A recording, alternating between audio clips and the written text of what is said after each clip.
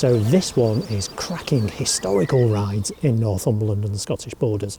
So what I'm going to be doing is running just through some of the places that led up to and culminated in the Battle of Flodden in 1513. So I'm starting off in Coldstream today, so Coldstream's behind me, which is where the Scottish army, led by James IV, crossed over into England in August 1513. And what I'm going to do now is jump onto the scooter and head off to some of the locations where the army first went to, and some of the castles that they invaded, and we'll also have a look at some of the key points along the way for the English army as well. And there is also some cracking roads all along the way, so I hope you enjoy it. Okay, so we're now on the ADV 350, and on pillion today is my favourite historian, Simon Sharma. He's done some fabulous documentaries, so check them out on BBC and iPlayer. So we're now heading out of Coldstream on the A698 towards Cornhill, and we're just about to cross the Coldstream Bridge, which crosses the River Tweed. And once we're into the centre of the bridge, we're now in England, so I'm not sure what that bike is. And just as we cross here, oh look, there's some people waving at me, must be famous. Anyway, right, we're going to speed up here, and our first stop is going to be a place called Wark, where on crossing into England a contingent of the Scots army laid siege to and took Wark Castle. So we're just going to swing a little right down here. Now this is a very lovely road, which if you carry it on all the way will take you over to Kelso, which is another nice place to visit, and there is an enormous castle there called Floors Castle. So the Tweed is on the right hand side, and what I want to try and find out, or try and find in Wark, is the remains of the castle that the Scots army took nearly 500 years ago. So we're now coming into Wark, so I've got lots of blue bins out today, so it must be recycling day. So I'm looking around, I can't really see anything, so what I'm going to do is, as I can't see the castle, I'm going to execute a 75-point turn by the postie van and then just head back into town. Now, doing a little bit of research after this, I found out that the castle is just a mound of dirt in a field. So we're going to have a look at something else. So I'm swinging a right down this tiny little byway open to all traffic. Now, I possibly shouldn't be bringing the ADV down here, especially as I've got a perfectly reasonable and lovely CRF 300L. But anyway, needs must. So we're heading down this little green lane, and I always think about when I come down here, could you just imagine 500 years ago, perhaps there was a soldier just resting against a tree and maybe dipping their feet and cooling their toes in the River Tweed. So let's walk to the end, and look, there's the River Tweed, looking absolutely gorgeous. Now it's also very shallow here as well, so I don't know whether this byway, which are very, very ancient roads in the UK, I don't know whether this byway was actually a crossing point. Right.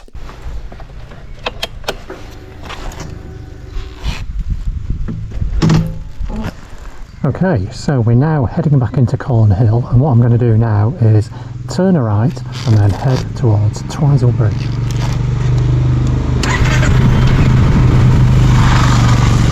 Oh, Himalayan. Oh, just kidding. Okay, so we're back in Cornhill now. Opposite us is the Collingwood Arms, very nice pub, very nice chips. Very nice food, very nice beer. So we're going to swing a right now, and we're back on the main road, and we're going to head towards Twisel Bridge. Cornhill's really nice actually, and just on the left hand side there was a nice village shop, and on a sunny day you will see quite a few bikes out there. So we're just heading up, this is the main road, heading towards Berwick-upon-Tweed, and we're going to hit Donaldson's Lodge in a second. So this is Donaldson's Lodge. It's weird, Donaldson's Lodge. I mean, there's loads of cars and neatly trimmed hedges and things, but I've never seen a human being there. You know, it's almost like some kind of Stepfordian village. Anyway, right, as you can see, we're catching the Himalayan up.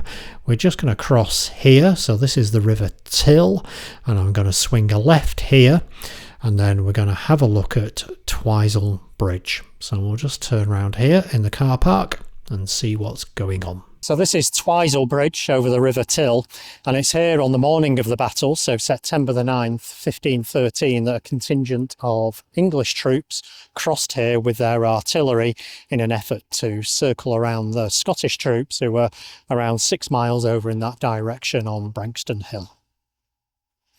And from what I understand, the English artillery was a lot lighter and smaller and more manoeuvrable, therefore easier to transport.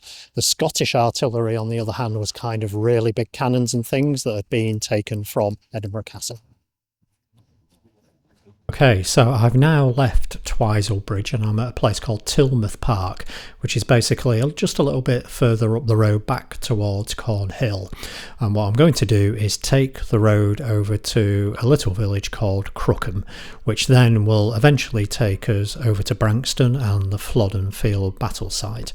So I'm on the ADV 350 scooter at the moment, and I haven't ridden it a lot recently because obviously, you know, I've been trying to get the CRF 300 rally running, and also I'm kind of enjoying my Guzzi quite a lot as well. But it's really nice to be back on the ADV. I mean, wow, it's so supremely comfortable and easy to ride, and it's just perfect, you know, for these kind of trips in the countryside, and also perfect for doing the filming, you know, because I've got my camera under the seat, I've got my tripod under the seat, and on a day like this, which is absolutely roasting, when I stop up I can stash my helmet and my jacket and I can go for a walk and almost look like a normal human being. Anyway, so what you want to do here is swing a right onto the A697, and then we're going to take the next left over to Branxton. Now, the reason why I'm hesitating here is that on my left there is a bit of a blind bend, so I just like to be very, very careful. So we'll make a move onto the 697 and we'll take the next left just before the pub, which will take us down to Branxton.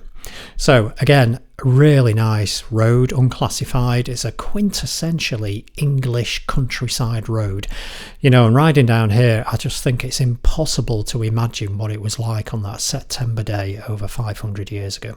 Anyway, we're now in Branxton. We're going to swing a left here to the Flodden battlefield site, and then we're just going to go into the car park, and on the top of the hill in the distance you can see the Flodden monument and the fields beneath it.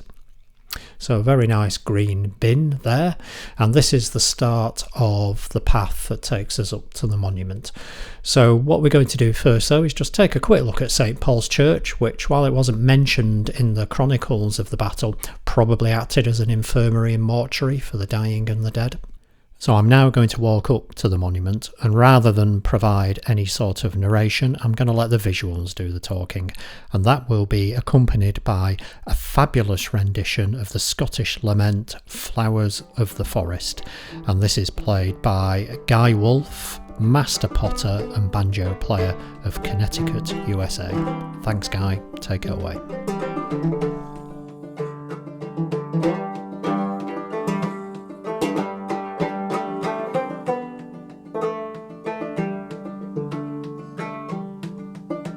I've heard them melting, and how are you melting?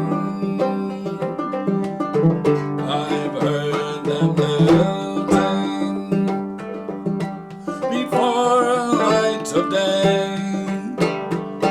Now they are mourning for old times lament. Our flowers of the forest have all withered away.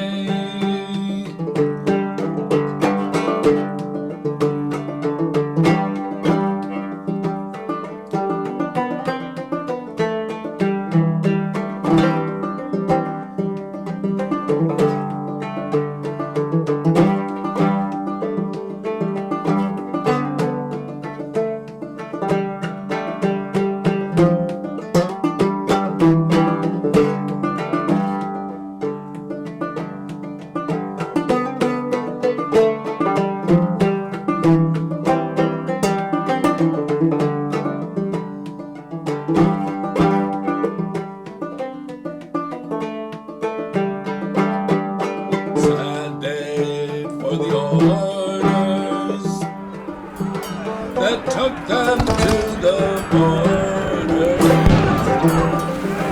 The English ride on, and let's run the day. Now in our morning,